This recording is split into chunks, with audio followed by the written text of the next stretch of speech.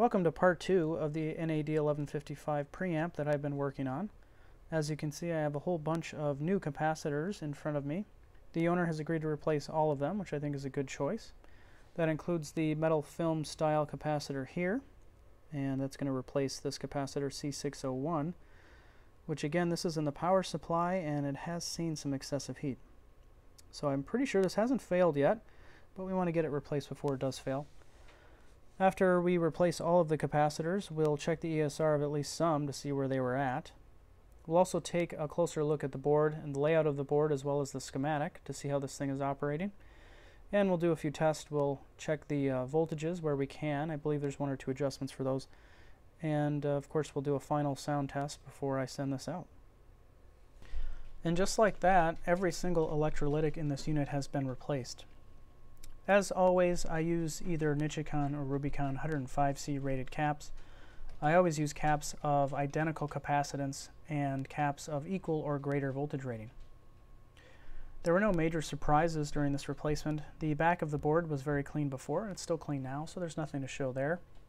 The only thing that I think is worth noting that I found that was pretty odd, and maybe someone can tell me that it's similar on other NAD units or maybe even from other manufacturers, but the orientation of all the electrolytics is the same. They are vertical, facing this way with respect to the front and the back.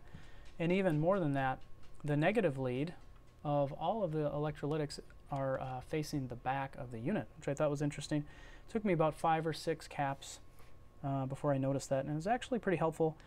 The printout of the capacitor alignment or polarization on the board is sometimes hard to identify, and so it was helpful to not have to worry about that. I didn't have to remember the orientation. I just remembered that the negative lead was always facing the back, so that made it pretty easy and was helpful. I'm kind of a stickler. It's really unnecessary, but I'm kind of a stickler for making the caps look really nice. So you can see they're all pretty vertical with respect to the bottom of the board. Before many of them were installed, they were sideways, facing all sorts of different directions. Sometimes they were crooked, as in one lead was hanging out more than the other. And so I really take my time when I install them. I try and make sure they're the same distance, say, matching pair, same distance away from the board, and that they're as close to the board as possible, and that they're aligned vertically if possible. And so that's it for that. Let's take a look at the ESR of some of the caps to see if any of them were bad. Here's the evidence of all of my work. I've checked the ESR of most of these capacitors, and believe it or not, all of them are within spec.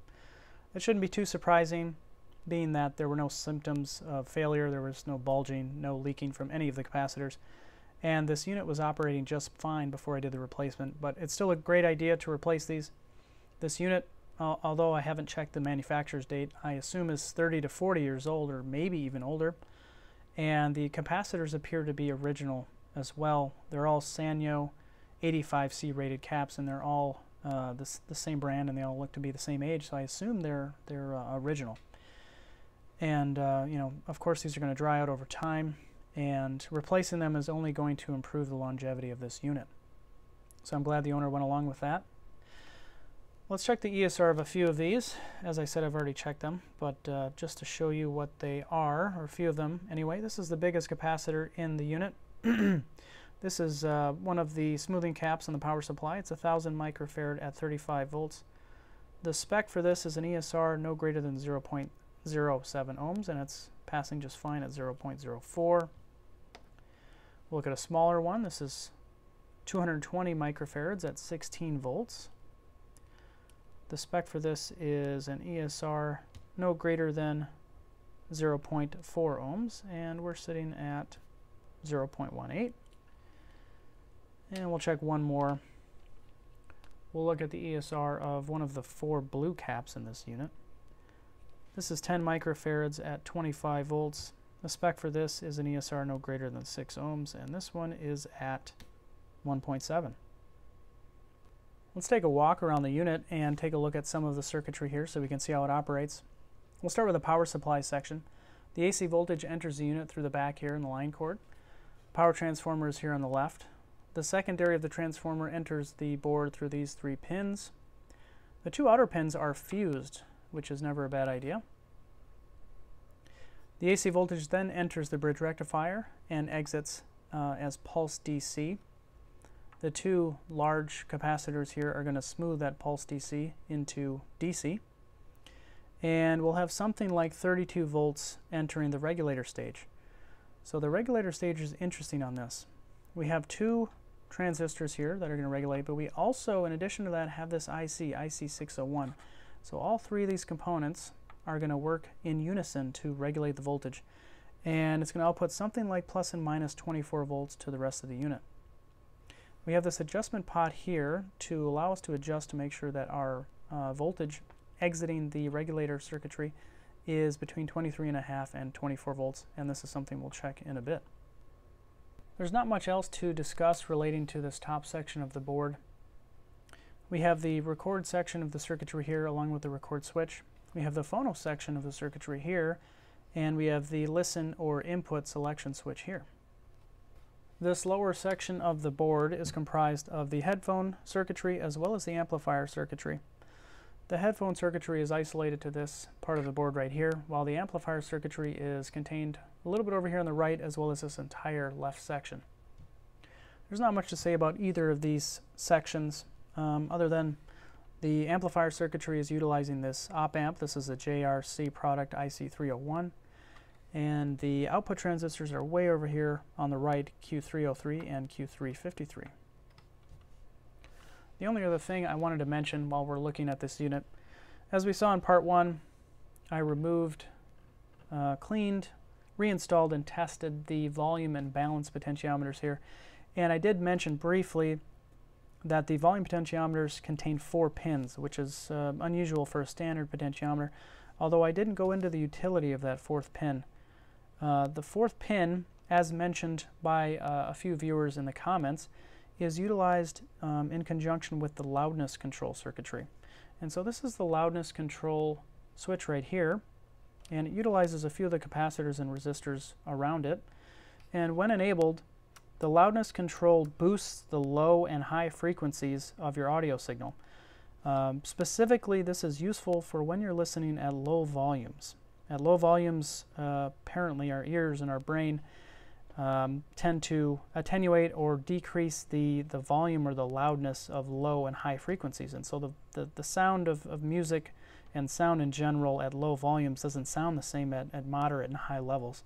And so that's the function of the loudness control switch in conjunction with the 4th pin on the volume potentiometer. And this is all fairly new to me. I'm not an audiophile. I'm not even really into audio that much, other than I enjoy, of course, music like anybody else, and I also obviously enjoy repairing and troubleshooting audio equipment. And so the loudness control circuitry is new to me. I had to do a little bit of investigation on this. And so since it's new to me and since I like to completely understand things that are new to me, I think we'll do a little bit of an experiment at the end of this so we can see how this loudness control switch and the circuitry affects the signal at low, moderate, and high volumes. I have the unit plugged in. Let's check the DC output from the regulator section of the power supply to see where we're at.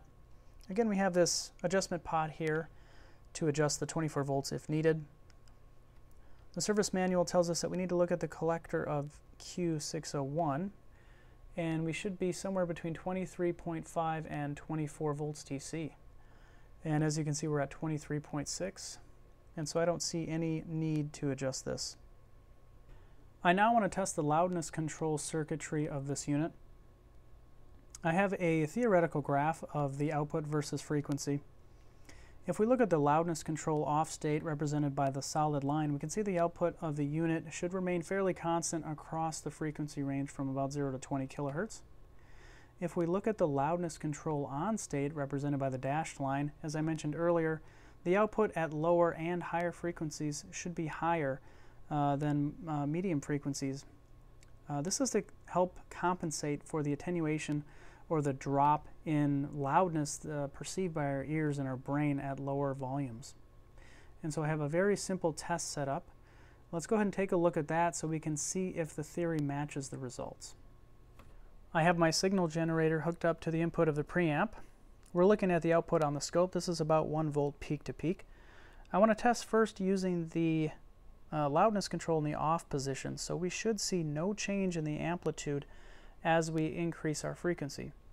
So I'll start at 100 Hertz and I'll increase in increments of 100 Hertz. So there's 200, 300, 5, 1 kilohertz. You can see we haven't changed our amplitude or output at all. I'll now increase in increments of 1 kilohertz. So here's 1, 2, 3, 5, 10,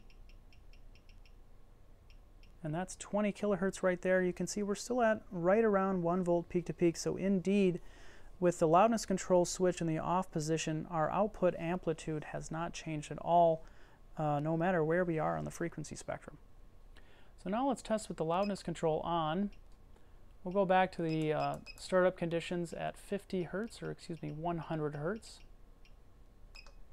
And I'll turn the loudness control on now. And you can see just doing that almost doubled the output to very near 2 volts peak to peak. So we can see it's probably working already. So again, theoretically, at the low end of the frequency spectrum, we should have a high output or a high amplitude. At some point, as we increase across the frequency spectrum, the output should decrease. And so let's see if that happens. I'm going to increase by 100 Hertz at a time. So we're at 100 Hertz. Let's increase now, 2. And you can see we're already dropping in amplitude. And that's 500 Hertz. We're already at very near 1 volt peak to peak. So indeed, we are dropping in amplitude. Now I'll continue to increase. Again, theoretically, we should have nominal output or amplitude in the middle range of the frequency spectrum. But at some point, we should start to increase our amplitude again. So I'll increase, and we should start to see this output increase. We're at 4 kilohertz right now, 5, and it's hard to see while I'm increasing so slowly. So I'm now going to increase in increments of 1 kilohertz. So I'm at 5 kilohertz, I'll increase, that's 6, 7, and now you can really see the output amplitude is increasing drastically as we increase our frequency. So this loudness control circuitry is definitely doing as we expected. The theoretical is matching the actual. That's it for the NAD 1155 preamp. I appreciate you watching. We'll see you next time.